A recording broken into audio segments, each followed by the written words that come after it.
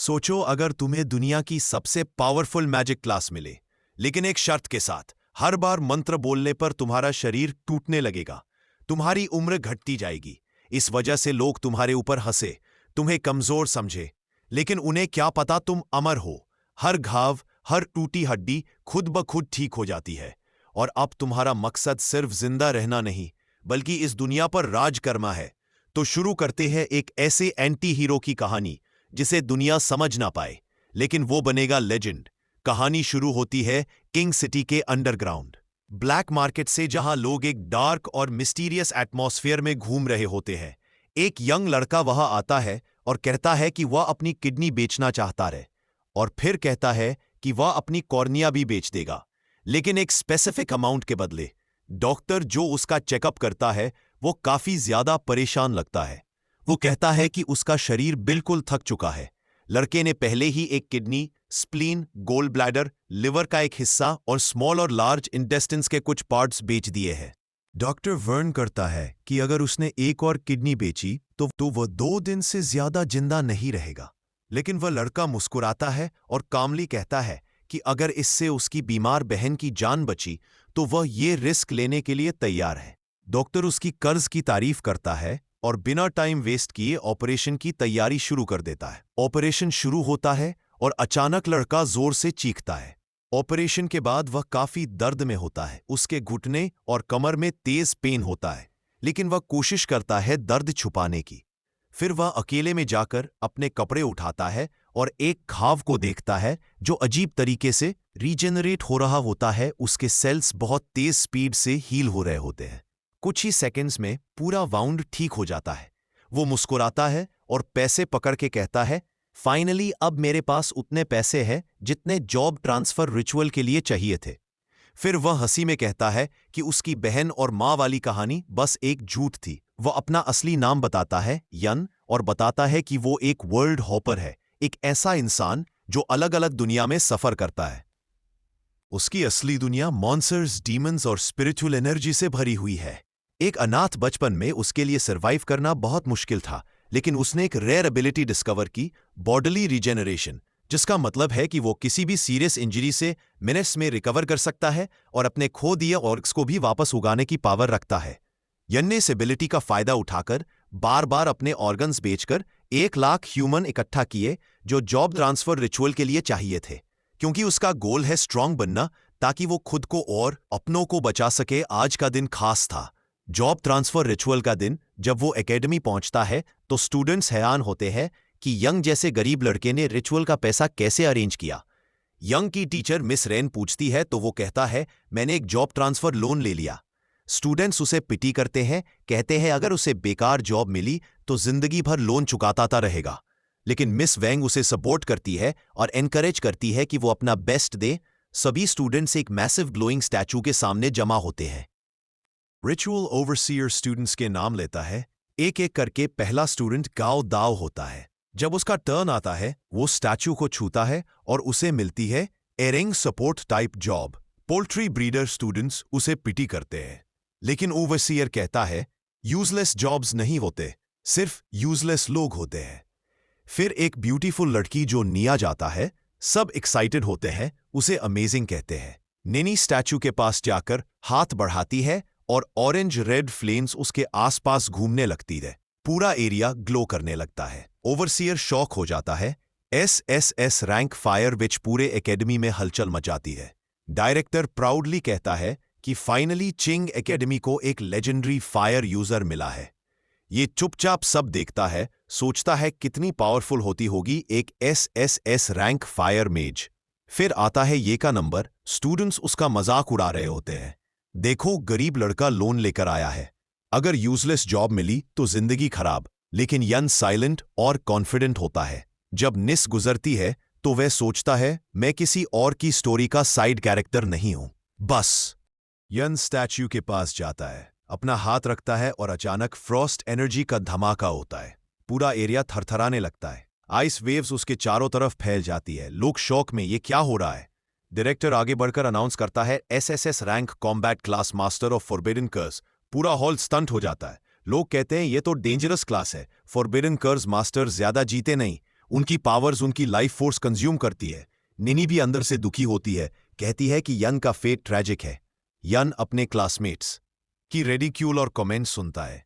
तू तो जल्दी मर जाएगा, यूजलेस पावर, जिंदा नहीं बचेगा, और उसकी आंखों में अंधेरा उतरता है। लेकिन अंदर से एक आवाज आती है, मैं सिर्फ जिंदा रहने के लिए नहीं आया, मैं दुनिया बदलने आया हूं। जॉब मिलने के बावजूद यन चुप और निराश था। उसे हौसला देने के लिए डायरेक्टर पास आए और बोले, एक छोटा लेकिन मीनिंगफुल जीवन जीना एक लंबा और एमलेस जीवन जीने से बेहतर है। डायरेक्टर की बातों ने यन को थोड़ा सुकून दिया और उसने कहा कि वह भी एक शानदार जिंदगी जीना चाहता है और एकेडमी का नाम रोशन करना चाहता है। डायरेक्टर यह सुनकर खुश हुए और उसे एक स्पेशल ट्रेनिंग प्लान देने का वादा किया, वह भी जोगननी के साथ। यने खुद से मुस्कुराया अंदर ही अंदर, अपने क्लासमेट्स की बेवकूफ़ी पर हंसते हुए। वो नहीं जानते थे उसकी असली ताकत को, उसकी रीजनरेटिव एबिलिटी को, और ये कि वो बाकी कर्ज मास्टर्स की तरह जल्दी मरने वाला नहीं है। जॉब ट्रांसफर सेरेमनी खत्म हुई और स्टूडेंट्स अपने डोरमिट्रीज की तरफ बढ़ गए। यन थका हुआ था और सीधा अपने घर जाकर आराम करना चाहता था, लेकिन तभी पीछे से किसी ने उसका नाम पुकारा। यन ने पलट कर देखा तो सामने जोगनिनी पास आई और बोली कि वो उसके साथ एक टीम बनाना चाहती है, थोड़ा सार्कास्टिकली बोलते हुए कि जितना ज्यादा एक फॉरबिडन कर्ज मास्टर लड़ता है उतनी जल्दी वो मर पाए, और मैं इतनी जल्दी किसी क्लासमेट को अलविदा नहीं कहना चाहती। लेकिन यह ने पोलाइटली मना कर दिया। उसने निंदा के लिए धन्यवाद कहा और बताया कि उसे किसी टीम में इंटरेस्ट नहीं है। निनी उसके जवाब से इरिटेट हो गई और उसे जिद्दी कहने लगी, यह कहते हुए कि वह खुद को मौत की तरफ धकेल रहा है। लेकिन यन ने कोई जवाब नहीं दिया और चुपचाप वहां से चला गया, उसे पीछे गुस्से में छोड़ते हुए। यन अकेला चल रहा था, आज के अजीब घटनाओं के बारे में सोचते हुए। तभी कुछ स्टूडेंट्स ने रास्ता रोक लिया। उन्होंने उसकी एसएसएस रैंक कर्स मास्टर की उपाधि का मजाक उड़ाना शुरू कर दिया। यन ने थक कर कहा, रास्ते से हट जाओ, मुझे बस घर जाना है। लेकिन वो स्टूडेंट्स नहीं माने, वो उसे तंग करते रहे, उसके छोटे से घर का मजाक उड़ाया और कहा कि जीसी कॉरपोरेशन में एक छोटा मोटा जॉब है, बस उन्हें अपना बॉस मान ले। फिर उन्होंने और घटिया मजाक किया ऑर्फनेज में उसके मरे हुए परिवार को लेकर कि जब पैसे कमा लेगा तो कुछ इनेंस खरीद लेना उनके लिए। यन का गुस्सा अब हद पार कर गया, उसकी आंखों में ज्वाला सी भड़क उठी।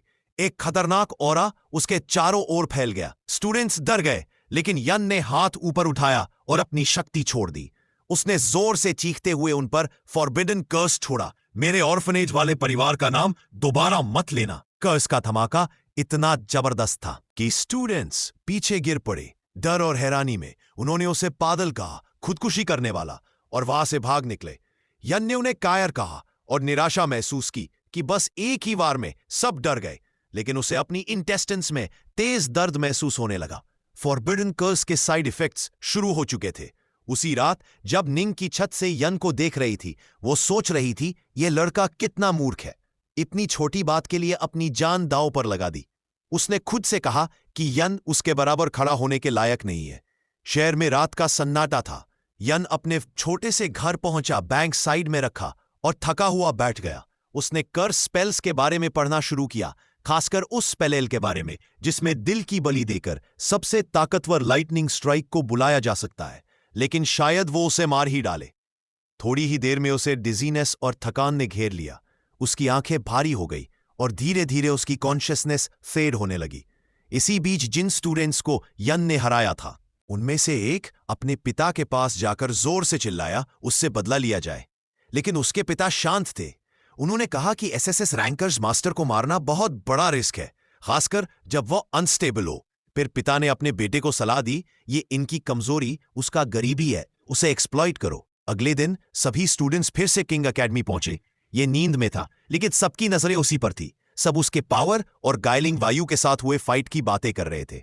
तभी गाइलिंग वायु खुद यन के पास आया, हाथ में नाश्ता लिए और उसे ऑफर किया। यन को शक हुआ कि शायद इसमें जहर हो, लेकिन गाइलिंग ने सिंसियरली कहा कि वो उसका शुक्रगुजार है। उसके एक वार ने उसे जगास दिया और अपनी जिंदगी की एम्पटीनेस का एहसास कराया। यन चलता रहा, लेकिन गाइलिंग ने अपनी बात दोहराई, तूफान जैसा था तेरा वार, मेरी नींद तोड़ दी। फिर गाइलिंग अचानक घुटनों पर बैठ गया और बोला, मुझे अपना छोटा भाई बना लो। ये हैरान रह गया। उसने मजाक उड़ाते हुए कहा, लगता है कल वाला वार तेरे सिर पर लग गया। लेकिन गाइलिंग सच्चे दिल से बोला कि उसने बहुत सोचा और अब वो सच में बेटर इंसान बनना चाहता है। यन को वो अपना रोल मॉडल मानता है। ये ने मौके का फायदा उठाया और मजाक में कहा, ठीक है भाई, बनना है तो ट्यूशन फीस दे दो, मिलियन। घायलिंग थोड़े शौक हुए लेकिन फिर भी मान गया। फिर सब टेस्टिंग ग्राउंड की तरफ बढ़े जहां अनाउंस हुआ कि बिगिनर सीक्रेट रेल का गेट खुल चुका है। वो गेट नीली चमक के साथ घूम रहा था और स्टूडेंट्स एक्साइटेडली नारे लगाते हुए उसकी ओर बढ़े। यन भी उनमें से एक था और उसके पास सीट ज्वाइन दूसरी ओर अलग अलग अकेडमीज के टीचर्स उन्हें देख रहे थे। यन और निनी की एसएसएस रैंकिंग को देखकर कुछ इंप्रेस थे और कुछ जल रहे थे। हेडमास्टर ने दूसरों को प्रोवोक करने की कोशिश की लेकिन उन्होंने काम रहते हुए जवाब दिया, हम बात नहीं एक्शन में विश्वास रखते हैं, और वहां से चले गए। स्टूडेंट्स हवा में उड़ते हुए गेट की ओर गए। उसी समय निनी ने फिर यन से कहा कि एक बार येलेन से उसके साथ टीम बनाए, लेकिन येलेन ने शांत स्वभाव के साथ फिर से मना कर दिया। निनी उसकी बार बार की इनकार से इरिटेट हो गई और उसे घमंडी कह दिया। बोलती है कि अगर वह मरना चाहता है तो वह उसे नहीं रोकेगी। ये गेट की तरफ फुल फोर्स के साथ दौड़ा, एडवेंचर स्टार्ट करने के लिए एक्साइटेड था। जैसे ही वह सीक्रेट रेल में गया, वो आसमान से बिजली की रफ्तार से एक घने जंगल में गिरा। जब उसने लैंडिंग की, उसने देखा कि वह अकेला था और सोचा, क्या टेलीपोर्टेशन रैंडम था? अचानक एक भयानक टाइगर उसके सामने आया और जोर से दहाड़ मारी, लेकिन ये उसका मजाक उड़ाता है। उसे छोटा सा बिल्ली का बच्चा कहकर उसने सोचा कि ये परफेक्ट चांस है अपने नए फॉरबिडन स्पेल को टेस्ट करने का।